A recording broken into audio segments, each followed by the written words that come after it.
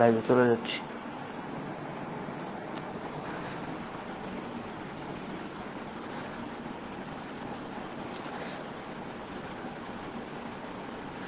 Hello, কি অবস্থা সবার?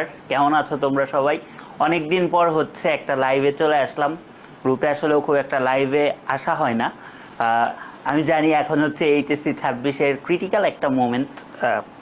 যেহেতু কিছুদিন পর এইচএসসি 25-ও একটু ছন্ন ছাড়া, যারা ইমপ্রুভমেন্ট দিবা তারা আসো বা সেকেন্ড টাইম দিবা না কি আসো, ভিডিওটা আমি রেকর্ডই করতাম, তো ভাবলাম রেকর্ড করার চেয়ে একটু লাইভে চলে আসি, তোমাদের সাথে একটু কথাবার্তা বলি এবং তোমাদেরকে একটা অ্যাডমিশন সম্পর্কে একটা ওভারঅল গাইডলাইন দিই। তো তোমরা যারা ভাইয়ের সাথে যুক্ত হয়েছো তারা একটু জানাও যে অডিও আর ভিডিও ঠিকঠাক আছে কিনা, ঠিকঠাকভাবে দেখতে পাচ্ছ কিনা এবং আমার কথা শুনতে পাচ্ছ কিনা। আমি খুব বেশি সময় নিব না, হয়তো 20 বা 25 মিনিট হাইয়েস্ট সময় নিব, এর মধ্যেই যতটুকু কথা বলার হয়ে যাবে, কারণ ভাই আসলে খুব একটা লাইভে আসা হয় না। হ্যাঁ, ঠিক আছে, মোটামুটি অডিও ভিডিও ঠিক আছে। আচ্ছা, এখন আমি হচ্ছে এইচএসসি 26 দিয়ে শুরু করি। দেখো, এইচএসসি 26-এর মানে প্রথমে একটা আনপপুলার কথা বলি, সেটা হচ্ছে অনেকেই বলবা ভাই সিলেবাস শেষ না, অমুক শেষ না, তমুক শেষ না।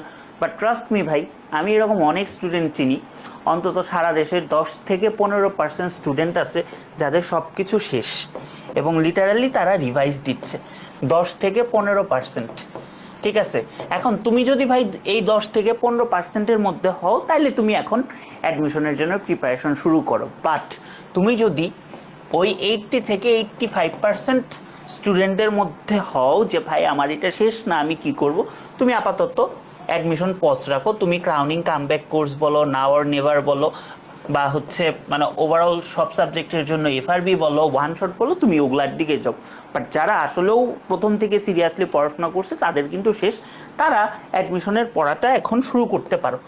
এখন কথা হচ্ছে অ্যাডমিশনের পড়াটা কিভাবে শুরু করব বা কি। আসলেও অ্যাডমিশনের পড়া কিন্তু আলাদা কিছু না। আমি যখন গ্যালাক্টিকোসে পড়ে, মানে আমার একাডেমিক সাইকেলে পড়ে, আমার তো কিন্তু একদম একাডেমিক থেকে অ্যাডমিশন, তারপরেও স্টুডেন্টরা আবার অ্যাডমিশনে কেন পড়ে, দেখো ওইটা ছিল এইচএসসির থেকে একটু হায়ার লেভেলে, মানে অ্যাডমিশনটা কাভার করে নিজের বেশি পড়তে হইতো। আর এখানে হচ্ছে অ্যাডমিশনের ক্ষেত্রে আমি তোমাকে সব কিছু গুছিয়ে দিব, তুমি শুধুমাত্র পড়বা। তো তুমি আগে গোল ফিক্স করো যে আসলেও তুমি কোন দিকে যেতে চাও, তুমি আসলেও কোন দিকে যেতে চাও। এখন টিপিক্যালি যেটা হয় বাংলাদেশে, আমাদের তিনটা পাথওয়ের দিকেই আমরা বেশি যাই, হয় মেডিকেলের দিকে যাব, নয় হচ্ছে ভার্সিটিতে যাব, নয় ইঞ্জিনিয়ারিংয়ে যাব। তাহলে আমরা আগে এখনই ভাই প্লিজ একটু হচ্ছে চিন্তা করো যে তোমার আসলেও গোল কি, নাহলে পরে এটা নিয়ে অনেক সাফার করবা। ধরো তোমার গোল হচ্ছে ভাই মেডিকেল, ফাইন, তাহলে তুমি মেডিকেলটাকেই আগে টার্গেট করবা। এর পাশাপাশি ব্যাকআপ হিসাবে ভাই ভার্সিটি রাখতে পারো, ডিউটা রাখতে পারো। বাট তুমি মেডিকেলও পড়তেছো, তোমার কালকে মন চাচ্ছে তুমি ইঞ্জিনিয়ারিংও পড়তেছো, তাইলে ভাই তুমি কোনো জায়গায় চান্স পাবা না। এইটাই রূঢ় বাস্তবতা, ঠিক আছে? এখানে মোটিভেশনাল বা সুগার কোটিং কোনো কথা নাই। বাট যদি উল্টা জিনিসটা হয়, হ্যাঁ তুমি ম্যাথ ফিজিক্স ভালো পারো, তোমার কলেজের রেজাল্ট ভালো, বা অ্যাটলিস্ট তুমি একটা ভালো প্রিপারেশন আছে এবং তুমি ইঞ্জিনিয়ারিং প্রিপারেশন নিচ্ছ। ইঞ্জিনিয়ারিং প্রিপারেশন হচ্ছে বাংলাদেশে মাদার প্রিপারেশন, অর্থাৎ তুমি ইঞ্জিনিয়ারিং প্রিপারেশন নিলে তোমার সব কিছুর প্রিপারেশন হয়ে যাবে বা অন্যগুলো নেওয়া সহজ হয়ে যাবে।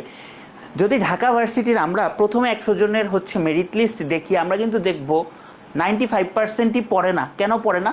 তারা হয় বুয়েটে চলে যায়, কিছু পোলাপান মেডিকেলে চলে যায়, ঠিক আছে, এবং তাদের কোর প্রিপারেশনটা থাকে ইঞ্জিনিয়ারিং। তো তুমি যদি ভাই ইঞ্জিনিয়ারিংয়ের প্রিপারেশন নাও, তোমার সাথে আমার লেনা দেনা খুবই কম, বা তোমাকে আমি খুবই কম ভূমিকা রাখতে পারবো। তোমাকে আমি কি ভূমিকা রাখতে পারবো? ইঞ্জিনিয়ারিং যারা আসো তাদের কিন্তু অনেকেই আসো বায়োলজিতে দুর্বল থাকো, তোমরা ইঞ্জিনিয়ারিং প্লাস ভার্সিটি প্রিপারেশন নাও।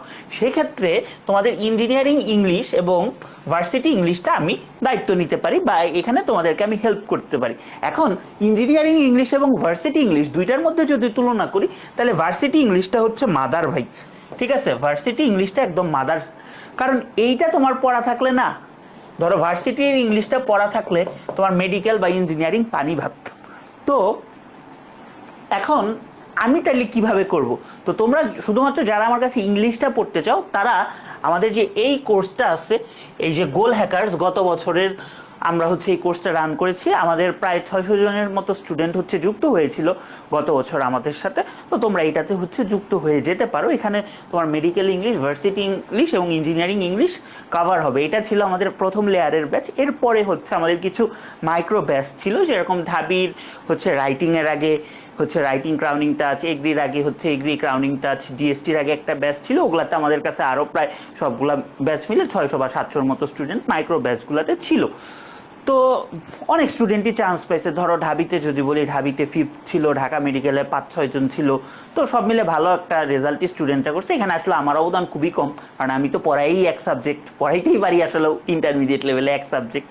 ঠিক আছে, তো যতটুকু পারছি হেল্প করার চেষ্টা করছি। এবং সবচেয়ে মূল ব্যাপার হচ্ছে তোমার অ্যাডমিশন ইংলিশে ভালো করতে হলে কোন জায়গাটুকু বাদ দিবা এইটা তোমার ভাই বুঝতে হবে। তোমার সব কিছু পড়ার দরকার নেই। ধরো তুমি ইঞ্জিনিয়ারিং প্রিপারেশন নিবা, ঠিক আছে, তুমি ইঞ্জিনিয়ারিং প্রিপারেশন নিবা, ঠিক আছে, ইঞ্জিনিয়ারিং প্রিপারেশন নিয়ে যদি তুমি ইংলিশে ভালো করতে চাও, তোমার এত পড়ারই দরকার নাই। আমি তোমারে বলে দিব, তুমি মাত্র 9টা ক্লাস করবা। তুমি জাস্ট 9টা ক্লাস করবা। এখন তোমার কথা হচ্ছে, ভাই আমি তো ইঞ্জিনিয়ারিং প্রিপারেশন নিব, ভার্সিটিতেও টপ করতে চাই, তাইলে কি করবো? তাইলে তুমি আর এক্সট্রা 6টা ক্লাস অ্যাড করলে তোমার ভার্সিটি প্লাস হচ্ছে মেডিকেল সব কভার হয়ে যাবে।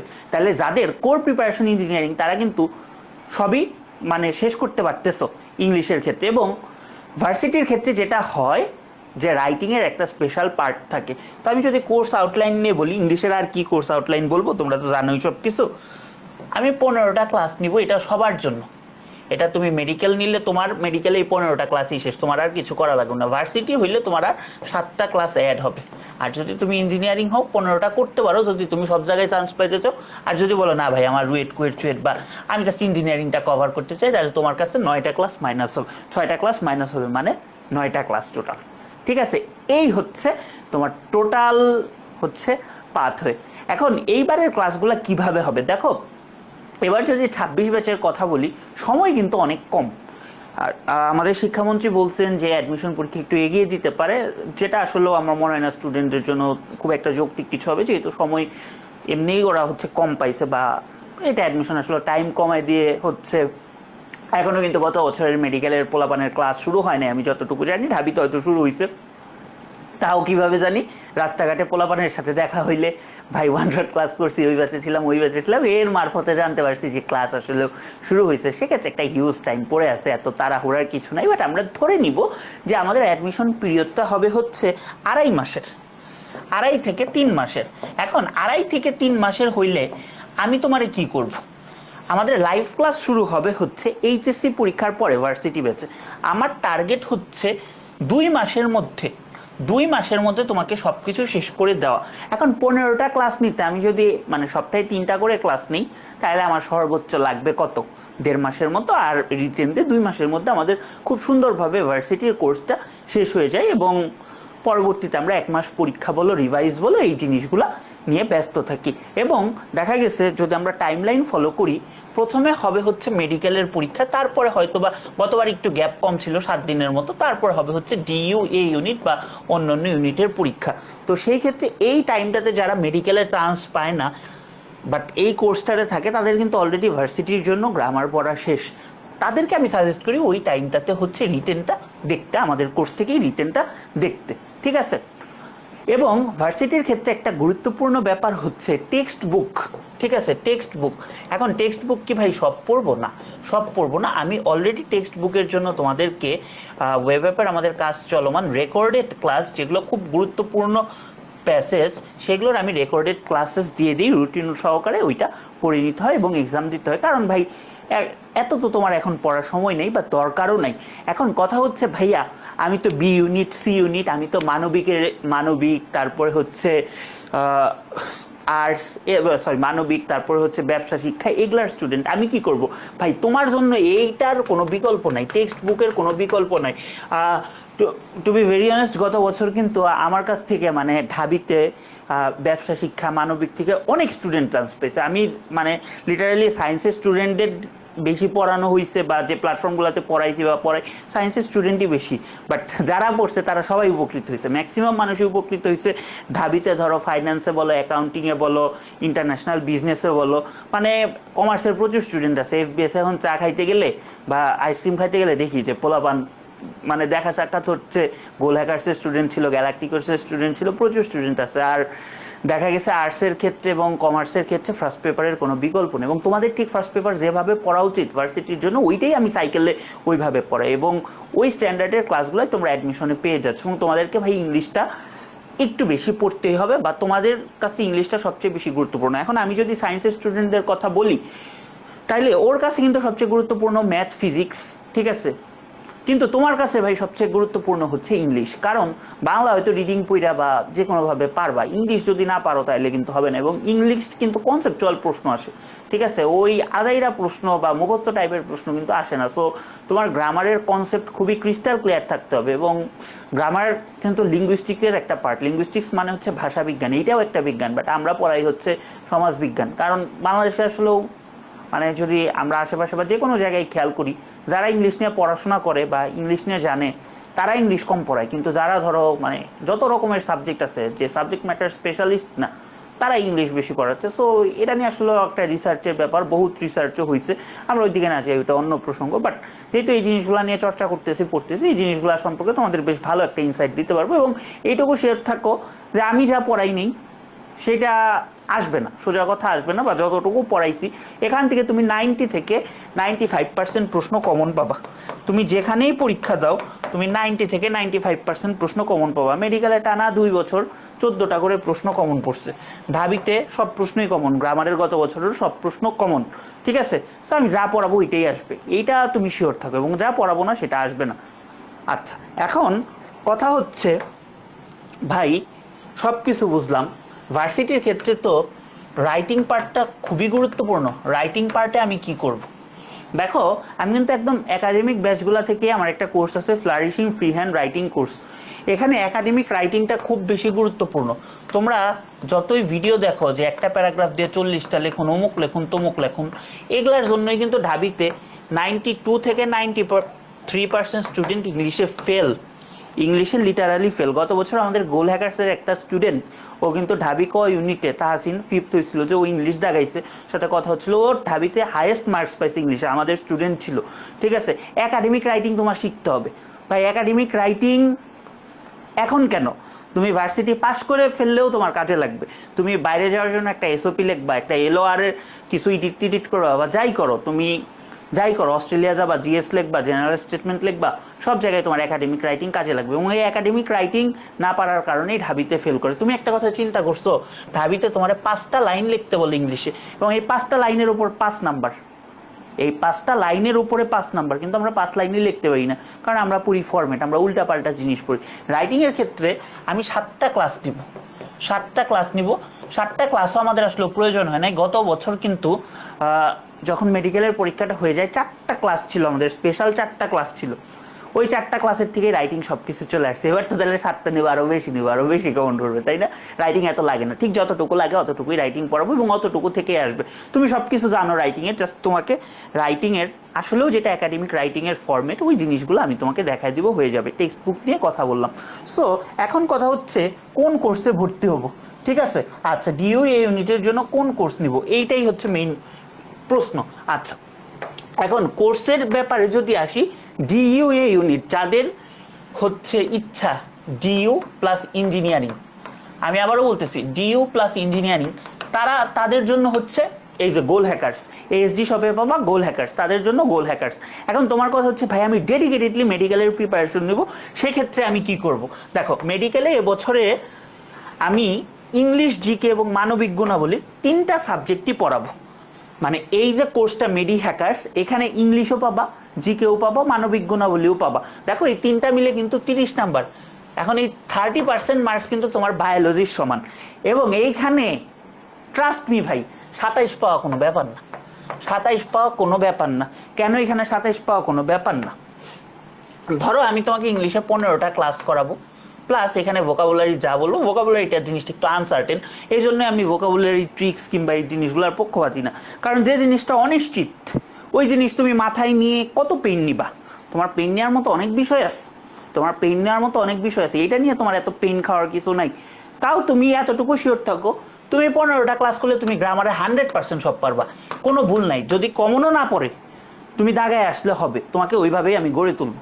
শেষ। ইংলিশ শেষ। ইংলিশে তুমি ধরে রাখতে পারো, তুমি যদি জাস্ট ক্লাসগুলো করো, আমি আবার বলতেছি ক্লাস এবং স্লাইড, আর মন চাইলে একটু এক্সামগুলো যদি দাও, ক্লাস এবং স্লাইডই যদি তুমি করো, তুমি 13 থেকে 14 নাম্বার পাবা।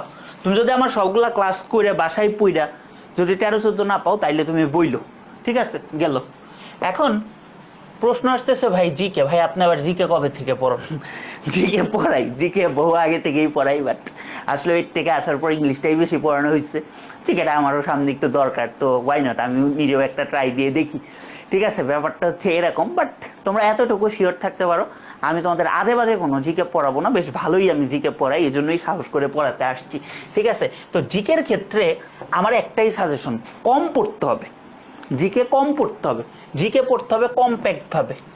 ঠিক আছে, কম্প্যাক্ট ভাবে পড়তে হবে। তুমি আদাইরা জিনিস জিকেতে পড়ে লাভ নেই।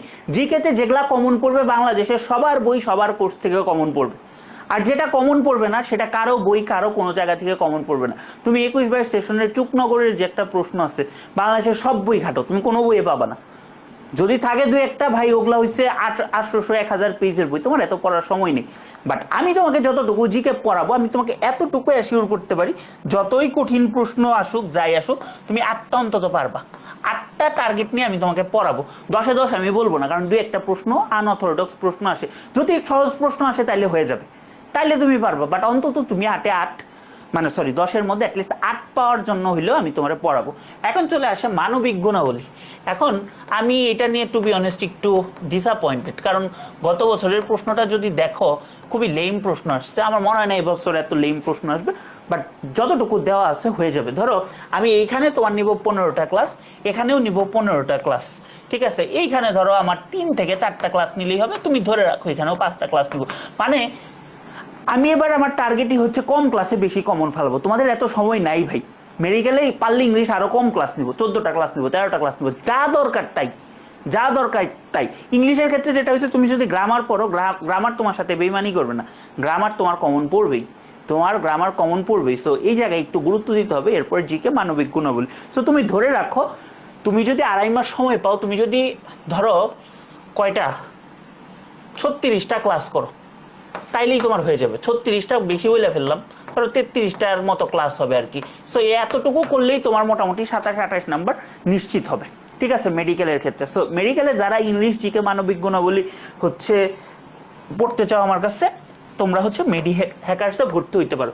এখানে ধরো আমি ইংলিশের আউটলাইন দেই নেই, দরকার নেই, ইংলিশ টিচার ইংলিশের কি আউটলাইন দিব, জিকে আউটলাইনটাই দেখো। এখানে আমরা 10টা ক্লাস নিব হচ্ছে তোমাদের বাংলাদেশ বিষয়বলির উপরে, এবং এরপরে আমাদের যে আন্তর্জাতিক বিষয়বলি আছে এটা হচ্ছে আরো 5টা ক্লাস নিব, এবং লাস্টে তোমাদের একটা ক্লাস নিব সাম্প্রতিকের উপরে।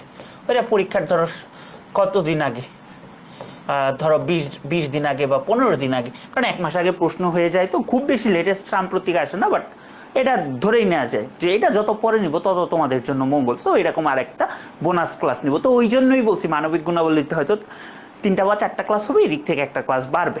ঠিক আছে, তোমার কমপ্লিট প্রিপারেশন ডান। আচ্ছা, এখন কথা হচ্ছে ভাই ক্লাস কবে থেকে শুরু হবে, এবং যারা সেকেন্ড টাইমার আসো তারা কি করবা? আচ্ছা, আমাদের সেকেন্ড টাইমাররা এই ব্যাচেই ভর্তি আছে, বেশ অনেকগুলো সেকেন্ড টাইমারই মেডিকেলের ব্যাচে ভর্তি আছে। আমরাই আসলে ক্লাসটা শুরু করতে পারিনি, এই জন্য আমি এক্সট্রিমলি সরি। আমি মের হচ্ছে, এটা এপ্রিল মাস গেল না, 20 তারিখ থেকে সেকেন্ড টাইমারদের ব্যাচ শুরু হবে, এবং ফার্স্ট টাইম যারা আসছো, যাদের প্রিপারেশন খুব ভালো, তারা এই ক্লাসগুলো বা এই কন্টেন্টগুলো এখন কনজিউম করতে পারো। ঠিক আছে, ধরো ভাইয়া আজকে বললাম যে প্রিপোজিশনের সেকেন্ড টাইমার ব্যাচে ক্লাস হবে বা এক্সাম হবে। তুমি কি করবা জানো? তুমি যেহেতু আমার কাছে এখন অ্যাডমিশন পড়তেছো 26 বছর, তুমি অ্যাটলিস্ট কিছু না কিছু পারো, না পড়লে তো আর সাহস করে অ্যাডমিশনে ভর্তি হও নাই। তুমি যেখানেই পড়ো, আমার কাছে পড়ো বা যার কাছেই পড়ো, তুমি এইচএসসিটাই ভালো মতো পড়বা, 26 ব্যাচেরটা। তারপরে তুমি ভাইয়ার স্লাইডটা দেখবা, যতটুকু নতুন আছে অতটুকু দেখে এক্সামটা দিয়ে ফেলবা। তোমার প্রিপারেশন, তুমি এতটুকু কাজ করলেই তুমি অনেক আগায় যাবা। সো আমি যেটা করবো, গত বছর যে আমাদের আর্কাইভ ক্লাসগুলো আছে ভাই, অ্যাডমিশনের কন্টেন্ট আসলেও চেঞ্জ হয় না, মানে এটা হচ্ছে কন্টিনিউয়াসলি ইভলভিং কোনো কন্টেন্ট না। আমি তোমারে বলি, প্রিপোজিশন নিয়ে বলতেছি না, এবার নতুন কি এক্সট্রা অ্যাড করবো জানো? আমার স্লাইডে একটা যে এটা তো স্লাইডে না, স্লাইডে ছিল অ্যাট দ্য এন্ড আর ইন দ্য এন্ড, এই দুইটার মধ্যে পার্থক্য, এটা আমার বইয়ে ছিল না। মনে হয়েছে যে এটা ইম্পর্টেন্ট না, বাট এটা চলে আসছে, হয়তো আমার বইতে এই জিনিসটা অ্যাড করবো, মানে এই টুকটাক মানে একটু রিফাইনমেন্ট আনবে, এছাড়া কিছুই চেঞ্জ হবে না। কারণ আমি তো ভাই নতুন মানে গ্রামারিয়ান না, আমি তো ভাই গ্রামার রুলস আবিষ্কার করবো না, আর আবিষ্কার করলেও তোমার পরীক্ষায় আসবে না। সো এই ক্লাসগুলাই এনাফ, এগুলো হচ্ছে গোল্ড মাইন, এই ক্লাসগুলো হচ্ছে গোল্ড মাইন। এখন বহুত স্টুডেন্ট 25-এর মেসেজ দাও ভাই অ্যাক্সেস বন্ধ হয়ে গেছে, কি করব? ওরা কিন্তু পরীক্ষা দিয়ে যারা চান্স পায় না তারা এখন বুঝতেছে যে এই জিনিসটার কি গুরুত্ব। এই ক্লাসগুলো আমি রুটিন অনুসারে মানে সাজায় দিব, এবং তোমাদেরকে এক্ষেত্রে যেটা করব, এক্সাম দিতে হবে ভাই, এক্সামের কোনো বিকল্প নাই। তো তোমাদের এইরকম রেগুলার আমি হচ্ছে এক্সাম নিব, নিয়ে সেকেন্ড টাইমারে ইংলিশটা যাবে, এবং জিকে হবে হচ্ছে লাইভ ক্লাস। জিকে আমাদের কোনো হচ্ছে আর্কাইভ ক্লাস যেহেতু নাই, জিকেটা হবে হচ্ছে লাইভ ক্লাস, ঠিক আছে? সেকেন্ড টাইমার মানে মেডি হ্যাকার্স যে ব্যাচটা, ওইখানে জিকেটা হবে লাইভ ক্লাস। জিকেটা কখন নিব? ধরো মে থেকে আমি টার্গেট নিছি যে ধরো যেহেতু আমাদের 15টা ক্লাস করলেই মোটামুটি হয়ে যায়, 15টা বা 16টা ক্লাস, আমরা ট্রাই করব যে জুনের 30 তারিখের মধ্যে আমরা ইংলিশটা শেষ করে দিতে। এরপরে কি ফার্স্ট টাইমাররা যারা 26 ব্যাচে আছে তারা কই চলে যাবে? এইচএসসি পরীক্ষা দিতে মোটামুটি 1.5 মাসের মতো টাইম লাগবে, ওরা মানে মার্কেটে আসতে আসতে, মানে ওরা অ্যাডমিশন ক্যান্ডিডেট হইতে হইতে এই 1.5 মাসের মধ্যে আমি তোমাদের একবার জিকে 15টা লাইভ ক্লাস নিয়ে ফেলবো। তাহলে কি হইলো, এই যে আমি এখানে লাইভ ক্লাসগুলো নিলাম, এই ক্লাসগুলো কিন্তু একদম আর্কাইভ কিচ্ছু না, এগুলা গরম গরম ক্লাস। ফার্স্ট টাইমাররা এসেই তোমরা জিকে ক্লাস পেয়ে যাচ্ছ, আরেকবার তো নিবই, বাট তোমরা এসেই পেয়ে যাচ্ছ একদম গরম গরম ক্লাসগুলো, ঠিক আছে? এবং এতটুকু আমি তোমাকে বলতে পারি, এনশিওর করতে পারি যে হয়তো আমি মেডিকেলের ব্যাকগ্রাউন্ডের না, বাট যদি ইংলিশ সবচেয়ে মানে এই কথা স্ক্রিনশট যা খুশি তাই মেরে রাখো, যদি বাংলাদেশে সবচেয়ে বেশি মেডিকেলের ইংলিশ কারো কমন পড়ে, যতই আনকমন প্রশ্ন আসুক কারো কমন পড়ে, এটা আমার কমন পড়বে, আমার প্ল্যাটফর্ম থেকে কমন পড়বে, এটা আমি লিখে দিতে পারি, ঠিক আছে? সো ইংলিশ নিয়ে টেনশন নাই, জিকেও ভালোই পড়াবো, জিকে খারাপ পড়াবো না, তোমার যতটুকু দরকার অতটুকু, কারণ আমি বুঝি, যেহেতু আমি নিজেও মেডিকেলের একটা টাইমের প্রিপারেশন নিয়েছিলাম, আমি বুঝি জিকে পড়ার টাইম আসলে কতটুকু ছিল এবং কতটুকু সংক্ষেপে তোমাদেরকে জিকেটা পড়ানো উচিত। এখন ভাই সত্যি কথা বলতে গেলে আমি যদি তোমার আইসা নদ নদী নিয়ে বিশাল জ্ঞান দিই, বিশাল জ্ঞান মানে বিশাল জ্ঞান, ম্যাপে এটাই দিক দিয়ে গেছে। আচ্ছা ধরো পদ্মা আর মেঘনা কই মিলিত হয়েছে? চাঁদপুরে মিলিত হয়েছে, এটা দিয়ে আমি ছন্দ পেলাম প মে চা, ঠিক আছে? তারপরে ধরো পদ্মা আর যমুনা কই মিলিত হয়েছে? গোয়ালানন্দে প যোগ, এগুলা যদি বানায় তোমার আমি মাথা নষ্ট করি, এটা ভাই হবে না। জিকে অ্যানালাইসিস করে দেখা যায় স্পেসিফিক টপিক থেকেই প্রশ্ন আসে এবং ওইটাই পড়তে হবে।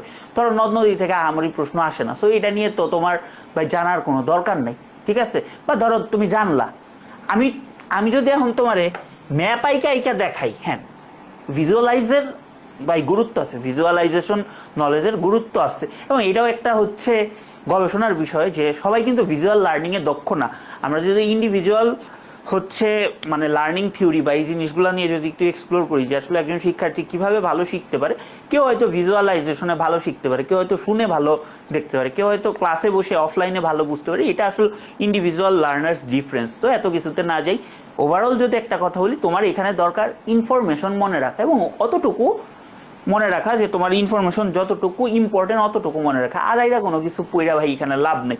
এখন মুক্তিযুদ্ধ নিয়ে প্রশ্ন আসবেই, সরকার চেঞ্জ হোক যাই হোক মুক্তিযুদ্ধ নিয়ে প্রশ্ন আসবে, বাট তোমার জানতে হবে মুক্তিযুদ্ধের কোন পার্টটা থেকে প্রশ্ন আসবে, কোন পার্টটুকু এখন খুব একটা রেলিভেন্সি নাই, ওই পার্টটুকু বাদ দিয়ে পড়তে হবে। আন্তর্জাতিক পড়বে, আন্তর্জাতিকে তোমার কারেন্ট ইভেন্ট যেগুলো আছে এগুলো সম্পর্কে একটু একটু নলেজ থাকতে হবে। তুমি ভাই বিশ্বাস করো, আমি যদি এখন লাইভে আইসা এই যে ইরান ইসরায়েল আমেরিকা এই যে ত্রিমুখী যুদ্ধ হচ্ছে বা এই যে সিনারিওটা, এটা নিয়ে যদি আমি তোমাকে লেকচার দিতে আসি, আমি অনায়াসে মানে স্লাইড কোনো কিছু ছাড়া আমি তোমাকে 3 ঘন্টা বুঝাই দিতে পারবো পুরা ঘটনা। কিন্তু আমার কি ভাই এই জিনিস তোমার পড়ায় কোনো লাভ আছে? এই জিনিস কি বিন্দুমাত্র তোমার কোনো কাজে লাগবে? তোমার সর্বোচ্চ কি আসতে পারে এখান থেকে? তোমার সর্বোচ্চ কি আসতে পারে? যুদ্ধ কবে শুরু হয়েছে, কে কারে আক্রমণ করছে, সর্বোচ্চ এতটুকু আসতে পারে। বা যেহেতু বাংলাদেশের সাথে তেলের মানে একটা কানেকশন আছে, ওপেক জিনিসটা থেকে প্রশ্ন আসতে পারে। এই যে আমার 3 ঘন্টার নলেজ থেকে আমি এইটুকু বুঝতে পারি যে ওপেক থেকে প্রশ্ন আসতে পারে, ঠিক আছে? বা ধরো এই জিনিসগুলোর সাথে রিজিওনাল কনফ্লিক্টের ব্যাপারগুলো থেকে যেগুলোর সাথে বাংলাদেশ রিলেটেড, আন্তর্জাতিক কিন্তু বাংলাদেশ রিলেটেড, এইটা আসতে পারে। এইটা আসতে পারে। এখন তো তোমার কোনোদিনই সোমালিয়ার রাজধানীর নাম আসবে না, ঠিক আছে, তারপরে হচ্ছে ধরো জিম্বাবুয়ের রবার্ট মুগাবের কি হয়েছে, এগুলা তো আসবে না, ঠিক আছে। যেগুলা আসবে আমাদের ওগুলার দিকে ফোকাস দিতে হবে। এবং এই যে জিকের ক্ষেত্রে যেটা হয়, দ্য মোর ইজ লেস, মানে তুমি যত, sorry, the less is more, ঘুম থেকে উঠছি তো, মানে তুমি যত কম পড়বা ওইটাই তোমার বেশি মনে থাকবে এবং ওইটাই তোমার হচ্ছে স্থায়ী মেমোরিতে কনভার্ট হবে এবং প্রশ্ন সলভের বিকল্প নাই। এজন্য কিন্তু এবার একদম আমাদের নিজস্ব ওয়েবসাইটে, হ্যাঁ, নিজস্ব ওয়েবসাইটে আমাদের হচ্ছে এক্সাম হবে। ক্রাউনিং ইংলিশের যে ওয়েবসাইট, সেখানে কিন্তু আমাদের আনলিমিটেড এক্সাম দেওয়ার সুযোগ আছে। আনলিমিটেড এক্সাম, এই জিনিসটাই আমার হচ্ছে প্ল্যাটফর্মে অভাব ছিল, যে এক্সাম সিস্টেমটা মানে আসলে ডেভেলপ ছিল না খুব একটা। সো আনলিমিটেড এক্সাম দিতে পারবা, টপিক ওয়াইজ বলো, যা ওয়াইজ বলো, এগুলা দিতে পারবে। এবং আমি শুরুর দিকে চেষ্টা করব তোমাদেরকে জিকে বা ইংলিশের ক্ষেত্রে বিসিএস, মেডিকেল, ঠিক আছে, ডেন্টাল, এই প্রশ্নগুলো সলভ করাই দিতে বা একটা অ্যানালাইসিস টাইপের ক্লাস দিতে। এগুলা তোমার আগে সলভ করা থাকা লাগবে, তারপর তুমি যা খুশি তাই পড়ো। এগুলার কনসেপ্টগুলো খুব ভালোভাবে বুঝতে হবে। এখন কথা হচ্ছে ভাই, সব কিছু তো বুঝলাম, অ্যাডমিশনের জন্য বই কি কি বা কোন বই পড়বো, এটা একটা গুরুত্বপূর্ণ প্রশ্ন। তুমি যদি ইংলিশ বইয়ের কথা বলো, আমি কিন্তু অলরেডি প্রত্যেকটা পরীক্ষার পরে আমার যে মানে প্রথম বই, ঠিক আছে, অ্যাডমিশন ক্রাউনিং টাচ, এটা নিয়ে আমি দিছি। তুমি হচ্ছে আমার গ্রুপ পেজ বা আমার প্ল্যাটফর্মগুলোতে গেলেই হচ্ছে পাওয়া যাবে। অ্যাডমিশন ক্রাউনিং টাচ বইটা তোমার 3টা জিনিসই কাভার করবে। মেডিকেলের যারা আসো তাদেরও কাভার হবে, ভার্সিটি যারা আসো তাদেরও কাভার হবে, এবং ইঞ্জিনিয়ারিং যারা আসো তাদেরই কাভার হবে। এইভাবেই হচ্ছে বইটা লেখা। এখন গত বছর যে কোনো ভর্তি পরীক্ষায় 95% প্লাস এটা থেকে কমন আসছে। বইটা খুবই ছোট, আমার সামনে মনে হয় এখন নাই, যাই হোক 338 বা এরকম কোনো পাতা ছিল উইথ ভোকাবুলারি। বাট আমি যে একটা জিনিস ফেস করছি গত বছর, সেটা আমার মনে হয়েছে যে আমরা পেজ কমানোর জন্য হোক বা যে কোনো কারণেই হোক, আমাদের ভোকাবুলারি পার্টটা আরও ডেভেলপ করার সুযোগ আছে।